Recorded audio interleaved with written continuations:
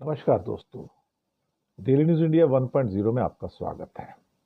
दोस्तों, नेपाल में बवाल मचा हुआ है और इस सारे बवाल के पीछे हम बवाल के बारे में तो काफी कुछ बता चुके हैं, लेकिन इस सारे बवाल के पीछे शख्स कौन है? ज्ञानेंद्र शाह पूर्व राजा ज्ञानेंद्र शाह। $100 मिलियन की अकूत संपत्ति और आरोप कि उन्होंने ही वीरेंद्र वीर विक्रम शाह को मरवाया था, जो पूर्व राजा थे। संपत्ति के अंदर उनके होटल्स हैं, चाय के बागान हैं और काफी इंडस्ट्री वगैरह के अंदर भी वहां का इन्वेस्टमेंट है। और उनकी दोबारा से सत्ता को पाने की चाहत, फिर से नेपाल का किंग बनने की चाहत उनको सेंटर स्टेज पर ले आई है।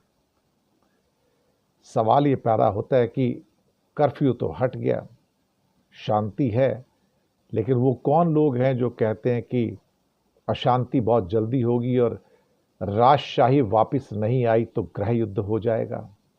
वो हजारों लोग किसके कहने पे आए हैं? कौन है वो दुर्गा परसाई? उनको पैसे कौन दे रहा है? और क्या ये पैसे किसी और मुल्क से भी आ रहे हैं जिसके ऊपर इल्जाम लग रहे हैं केपी शर्मा ओली के द्वारा? लेकिन केंद्र में पूर्व राजा ज्ञानेंद्र शाह है। दरअसल जिस ज्ञानेंद्र को वापस बुलाने की बात हो रही है, वो हमेशा से शंका के घेरे में रहे कि अपने बड़े भाई राजा वीरेंद्र वीर विक्रम शाह के परिवार का खात्मा ज्ञानेंद्र शाह नहीं करवाया था। कभी प्रूव तो नहीं हो पाया या उसका पूरा सच कभी बाहर नहीं आया। लेकिन ये भी जानते हैं कि राजा वीरेंद्र के बड़े बेटे राजकुमार दीपेंद्र ने इस हत्याकांड को अंजाम दिया था। लेकिन सवालों के घेरे में हमेशा ज्ञानेंद्र रहे। जब ये जघन्य हत्याकांड हुआ था 2001 को, तब भी उंगलियां इन्हीं के ऊपर उठी थी। उनका परिवार, बड़ा भाई वीरेंद्र वीर विक्रम शाह तो खत्म हो गए, लेकिन सारी साजिश का केंद्र ज्ञानेंद्र का था और अब फिर से वही साजिश रच रहे हैं। सत्ता हासिल करना चाहते हैं। तब भी सत्ता की लड़ाई थी और आज भी सत्ता की लड़ाई है। फर्क इतना आया कि उस समय राजशाही थी, लोकतंत्र नहीं था। अब राजशाही नहीं है, अब लोकतंत्र है और वापस से हिंदू राष्ट्र डिक्लेयर नहीं हो सकता, भले ही उनको जितना मर्जी किसी और देश से समर्थन क्यों ना मिले। इस पूरी साजिश में ज्ञानेंद्र का रोल रहा है, लेकिन लोकतंत्र के साथ उनकी बात कभी बनी नहीं। उन्होंने एक राष्ट्रीय प्रजातांत्रिक पार्टी भी बनवा दी, लेकिन उसको भी कोई सफलता नहीं मिली, क्योंकि धीरे धीरे नेपाल की राजनीति के अंदर जो प्रभुत्व था वो भारत से हटकर चीन का होता चला गया। कम्युनिस्ट पार्टियों की वहां पर जो प्रभुत्व था और ज़्यादा मजबूत हो गया और ज्ञानेंद्र के वापसी के रास्ते बंद हो गए।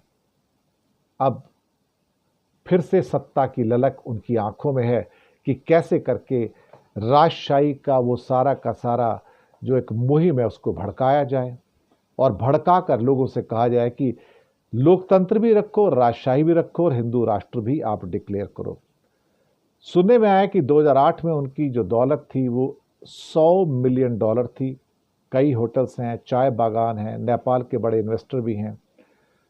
अब वापसी कौन चाहता है? खुद ही चाहते हैं। फंडिंग कौन कर रहा है? वो भी कर रहे हैं और कुछ और लोग हो सकते हैं और कुछ देश भी हो सकते हैं जिसको फंडिंग कर रहे हैं। उंगलियां तो उठ रही हैं। इसके अलावा वहां पे राष्ट्रीय प्रजातांत्रिक पार्टी जो है, दुर्गा परसाई, वो भी उसके पीछे है। तो उंगलियां तो बहुत सारी हैं, लेकिन हाँ, अब नेपाल की राजनीति बहुत आगे बढ़ चुकी है। उसका वापस लौटना बड़ा मुश्किल है और ज्ञानेंद्र दोबारा से राजशाही को लाके फिर से राजा बनना चाहते हैं। अब इस बात की संभावनाएं नगण्य हैं और ना के बराबर हैं। पर हाँ, कहते हैं ना कि मरता क्या ना करता। इंसान जाते जाते भी अपनी शासन करने की जो चाहत है उसको छोड़ नहीं पाता है और कहीं ना कहीं फिर से दोबारा वो सारी की सारी चाहतें सतह पर निकल के आती कि एक बार फिर से मैं नेपाल का राजा बन जाऊं और सत्ताधीश बन जाऊं। हजारों ख्वाहिशें ऐसी कि हर ख्वाहिश पे दम निकले। बहुत निकले मेरे अरमा, फिर भी कम निकले। शुक्रिया आपका।